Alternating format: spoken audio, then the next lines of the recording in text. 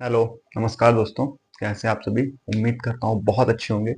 और आप सभी को इंतजार है यूपी पुलिस कांस्टेबल 2025 की जो नई वैकेंसी आने वाली है उसकी। और आप सभी को पता है 19,000 से ज़्यादा पद आपके इस वैकेंसी में आने वाले हैं। तो सबसे बड़ा डाउट है कि एग्ज़ाम की तैयारी कैसे करें। ऐसी तैयारी कैसे करें कि फर्स्ट टाइम में ही एग्ज़ाम जो है आप क्वालिफाई हो जाए।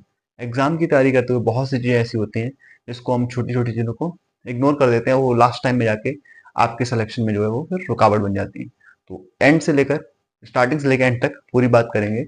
आप लोग वीडियो को पूरा देखना। बाकी आपके जो भी डाउट्स होंगे कोशिश करूंगा पूरे डाउट्स आपके सॉल्व कर दिए जाएं। तो इस वीडियो में हम लोग बात किसकी करने वाले हैं वो तो स्टार्ट करते हैं। स्टार्ट करने से पहले अगर आप चैनल पर नए हैं तो चैनल को सब्सक्राइब कर लेना। बाकी नीचे टेलीग्राम की लिंक दिया वहां से जाकर टेलीग्राम जरूर ज्वाइन करना, क्योंकि वहां पर आपको सारी एग्जाम की इन्फॉर्मेशन मिल जाती है। प्लस वहाँ पे क्विजेस, आपकी डेली क्विजेस होती हैं।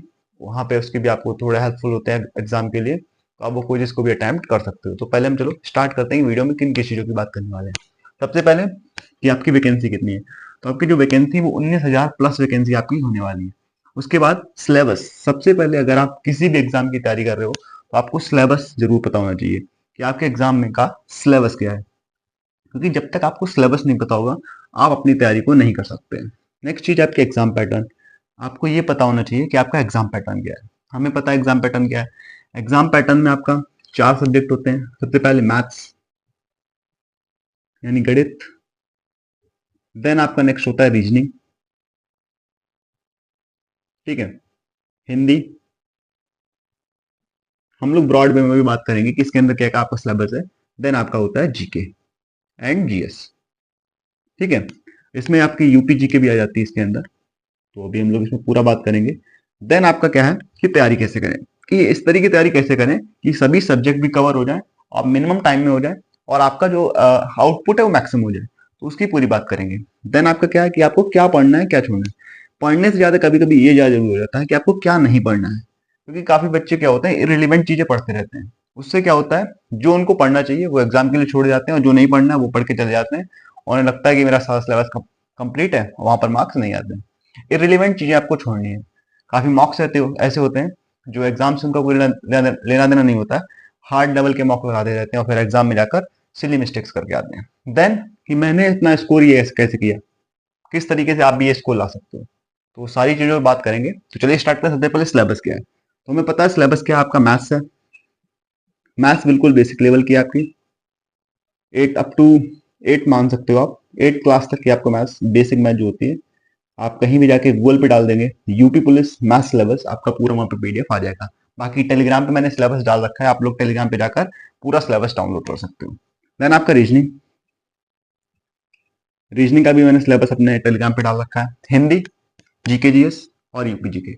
अब बात करते हैं कि इन सब्जेक्ट्स को आपको कितना टाइम देना है। देखिए, सबसे पहले आपको इन चारों सिलेबस, चार नहीं, मैथ्स रीजनिंग हिंदी, इनका सबसे पहले एक बार किसी भी टीचर से, आप चाहे यूट्यूब से जाइए या फिर आप कोई पेड बैच ले लीजिए। मैं तो प्रेफर करूंगा कि आप पेड बैच से अच्छा आप यूट्यूब पे जाइए। हालांकि यूट्यूब पे आपको चीजें ढूंढनी पड़ेंगी, लेकिन यूट्यूब आपके लिए, यूट्यूब पे फ्री क्लास अवेलेबल है। आपको मैं नीचे लिंक दे दूंगा यूट्यूब पे। आदित्य रंजन सर, इन्होंने एक अच्छे वे में 21 दिनों के अंदर, 21 दिन में पूरा मैथ्स कंप्लीट किया यूपी का। यूपी पुलिस का जो मैथ्स आता है उन्होंने 21 दिन में पूरा पढ़ा है। और मेरे हिसाब से ये इनफ है। इनफ किसके लिए? जिसका बेसिक कंप्लीट है, बेसिक क्लियर है। आपका अगर बेसिक क्लियर है तो आपके लिए 21 दिन में मैथ्स इनफ होने वाली है। अब जिसका मैथ्स बेसिक क्लियर नहीं है उसके लिए मैं एक और लिंक दे दूंगा नीचे। वो है आपके 75, 51 दिन 51 मैराथन। ठीक है, 51 दिन 51 मैराथन, वहां से आप कंप्लीट कर सकते हैं। बात होगी मैथ्स की। आपको अगर पेड बैच लेना है आप पेड बैच ले सकते हो। ठीक है। बाकी अगर आपको यूट्यूब से पढ़ना है तो आदित्य रंजन सर, बाकी इनका पेड बैच भी है, शायद 299 का है, वहां से आप जाके वो परचेज कर सकते हो। मेरे अकॉर्डिंग आपको अगर ये टीचर नहीं समझ में आ रहे हैं तो आप फिर एक दो टीचर और वहां पर आप सर्च कर सकते हो, आपको मिल जाएंगे। देन बात करते हैं रीजनिंग की। तो रीजनिंग में भी मेरे हिसाब से जिसका मैथ्स अच्छा हो जाता है, रीजनिंग में एक दो चैप्टर छोड़ दें, उसको फिर रीजनिंग में दिक्कत नहीं होती। अगर आपका मैथ्स में अच्छी कमांड है तो आपको रीजनिंग में एक या दो चैप्टर से, कैलेंडर हो गया, कैलेंडर आपको पढ़ना पड़ेगा। जब तक आप कैलेंडर को किसी टीचर से नहीं पढ़ोगे आपका कैलेंडर क्लियर नहीं होगा। Clock, calendar, clock, blood relation, analog, आपकी जो सीरीज के क्वेश्चन होते हैं। तो कुछ चैप्टर्स ऐसे रीजनिंग में हैं जो आपको टीचर से पढ़ने पड़ते हैं। ठीक है, तो आपको सबसे पहले क्या करना है, मैथ्स का, रीजनिंग का और हिंदी, ये 3 सब्जेक्ट पे आपको अपनी अच्छी कमांड करनी है। क्योंकि जीके जीएस हमें पता है सबका डामाडोल रहता है। वो एवरेज स्टूडेंट अगर मान लीजिए 50% स्कोर, 40% स्कोर कर रहा है, 30% स्कोर कर रहा है, तो एक जो अच्छा जीके जीएस पढ़ने वाला वो 50% स्कोर करेगा। ठीक है, बाकी सबसे पहले आपको मैथ्स, रीजनिंग, हिंदी, इन पे आपको अपनी एक्यूरेसी को 90% आपको लेना पड़ेगा। क्योंकि जब तक आप इन 3 सब्जेक्ट में कमांड अच्छी नहीं करोगे, आप औरों से आगे नहीं निकल सकते। क्योंकि जो सिलेक्शन वाले बच्चे होते हैं उनका मैथ्स, रीजनिंग, हिंदी में 90% स्कोर रहता है। ये 3 सब्जेक्ट ऐसे हैं जो आपके स्कोर को बूस्ट कर सकते हैं। बाकी तो सबसे पहले आपको मैथ्स, रीजनिंग का सिलेबस कंप्लीट करना है। देन सिलेबस कंप्लीट करने के बाद जो मैक्सिमम बच्चे गलती करते हैं, क्या, प्रैक्टिस नहीं करते। आपको प्रैक्टिस करनी है, मैक्सिमम प्रैक्टिस। मान लीजिए आपने प्रॉफिट लॉस पढ़ा, प्रॉफिट लॉस में 8 10 से 12 टाइप के क्वेश्चन थे, आपने किसी टीचर से कवर कर लिया या पेड बैच से कवर कर लिया। लेकिन आपने क्या गलती कर दी, जैसे ही उन्होंने कंप्लीट किया चैप्टर, आपने समझा मेरा भी कंप्लीट हो गया। आपको ये गलती नहीं करनी है, आपको प्रैक्टिस करनी है। प्रीवियस ईयर की किताब ले लीजिए या कोई भी मार्केट में अच्छी बुक आपको दिख जाए, आप वहां से प्रैक्टिस कर सकते हो। प्रीवियस ईयर क्वेश्चन जरूर लगाने हैं। प्रीवियस ईयर अभी तक जितने भी एग्जाम हुए वो पेपर्स प्लस प्रीवियस ईयर की बहुत सारी किताब आती है, अरिहंत की आती है, किरण की आती है। बाकी आदित्य रंजन सर ने भी अपनी एक बुक लॉन्च की है, आप वो प्रेफर कर सकते हैं। या फिर आपको जिस टीचर की RW की प्रीवियस ईयर की किताब है, आप वहां से पढ़ सकते हो। तो प्रीवियस ईयर के क्वेश्चन प्रैक्टिस बहुत इंपॉर्टेंट, मैथ्स और रीजनिंग में। जब तक आप इन दोनों सब्जेक्ट्स में प्रैक्टिस नहीं करोगे, रिगरस प्रैक्टिस चाहिए आपको, जब तक प्रैक्टिस नहीं करोगे यहाँ पर आपकी स्पीड नहीं बढ़ने वाली। आप क्वेश्चन लगा लोगे, हो सकता है 1 मिनट का क्वेश्चन आप 3 मिनट में लगाओ, लेकिन एग्जाम में फिर आपके पेपर छूट जाएगा, कोई फायदा नहीं है। ठीक है, सिलेबस कंप्लीट कर लिया आपने। अब जीके जीएस की बात हो गई, तो जीके जीएस देखिए, नवीन सर से आप पढ़ सकते हो। बाकी मैं तो कहूंगा कि अगर आप डेली पढ़ना कितने घंटे, ठीक है, मान लीजिए आप डेली 8 घंटे पढ़ रहे हो, मैं मानता हूं डेली आप 8 आवर्स की स्टडी कर रहे हो। ठीक है, अब 8 आवर्स में आपको कम से कम 2.5 घंटे मैथ्स को देने पड़ेंगे, 1.5 आवर आपको रीजनिंग को देना पड़ेगा, ये आपके हो गए 4 घंटे। ठीक है, उसके बाद आपको, मैं मानता हूं आपने 1.5 घंटे जीके जीएस पढ़ ली। ठीक है, आपके कितने हो गए, 3 और 2.5, 5.5 घंटे। बाकी आप 40 से अप टू 1 आवर जैसा चाहे हिंदी पढ़ लें, क्योंकि हिंदी में ज्यादा कुछ पढ़ने को होता नहीं, आप एक बार पढ़ते जाएंगे आपकी हिंदी क्लियर होती जाएगी। ठीक है, बाकी हिंदी क्वेश्चन आप सॉल्व करेंगे तो उससे आपकी हिंदी और अच्छी हो जाएगी। ठीक, हिंदी हिंदी भी आप नवीन सर से पढ़ सकते हो, वहां पे आप यूट्यूब पे उन्होंने पूरी हिंदी फ्री में पढ़ाई हुई है। ठीक है, अब इस समय के बाद आपके पास जो भी समय बचेगा उसमें आपको प्रैक्टिस करनी है, प्रैक्टिस करनी है। ठीक है, प्रैक्टिस के बाद जैसे ही आपका 50% सिलेबस कंप्लीट हो जाए मैथ्स और रीजनिंग का, आपको 50% सिलेबस कंप्लीट करने के बाद आपको मॉक्स पे आ जाना है। मॉक आपको सबसे इंपॉर्टेंट जो चीज है, मॉक, मॉक टेस्ट आपको बहुत ज्यादा लगाना है। सबसे पहले आप कहें कहां से स्टार्ट करें मॉक लगाना, तो मॉक टेस्ट आपको टेक्स्ट बुक से लगाने हैं। मेरे अकॉर्डिंग बहुत सारे प्लेटफॉर्म है, लेकिन मैं हमेशा प्रेफर करता था टेक्स्ट बुक को। हालांकि RW वाले हर संडे को लाइव मॉक कराते हैं, आप वो भी अटेम्प्ट कर सकते हो। लेकिन मेरे अकॉर्डिंग अगर आपको मॉक अच्छे लगाने हैं, अच्छे लेवल के रिलीवेंट मॉक लगाने हैं, आपको एग्जाम बेस्ड मॉक लगाने हैं, तो आप टेक्स्ट बुक को प्रेफर कीजिए। सबसे पहले आपको प्रीवियस ईयर पेपर लगाने हैं। सबसे पहले आपको PYP, यानी अभी तक जितने भी पुलिस के एग्जाम हुए हैं वहां पर सारे एग्जाम मौजूद हैं, आपको सभी पेपर सबसे पहले लगाने हैं और देखना है आपकी कौन सी एरिया वीक है और कौन सा एरिया आपका स्ट्रॉन्ग है, वहां से आपको पता चल जाएगा। ठीक है, तो सबसे पहले सिलेबस कंप्लीट कीजिए, उसके बाद प्रैक्टिस कीजिए, देन मॉक।